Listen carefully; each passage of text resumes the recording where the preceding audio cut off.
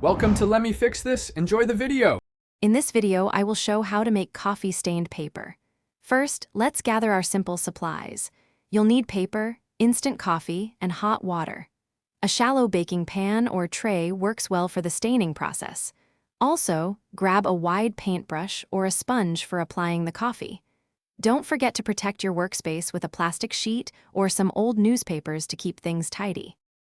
Now, let's prepare our staining solution.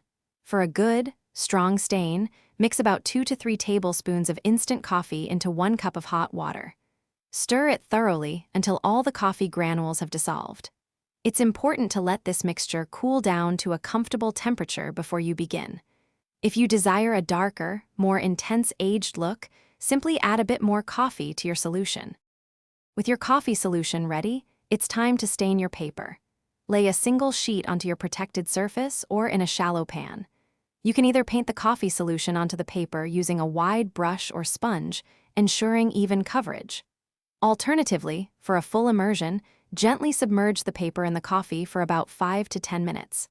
For extra texture, sprinkle a few coffee grounds onto the wet paper to create unique speckles.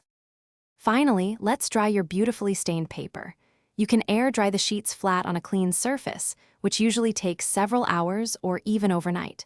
For a quicker result, use a hairdryer on a low setting, gently moving it across the paper. Another option is to bake the paper in an oven at 200 degrees Fahrenheit for 5 to 10 minutes, watching it closely. If your paper is wrinkled after drying, you can iron it between 2 thin cloths on a low heat setting for a smooth finish. Thanks for watching. If you found this helpful, don't forget to like and subscribe.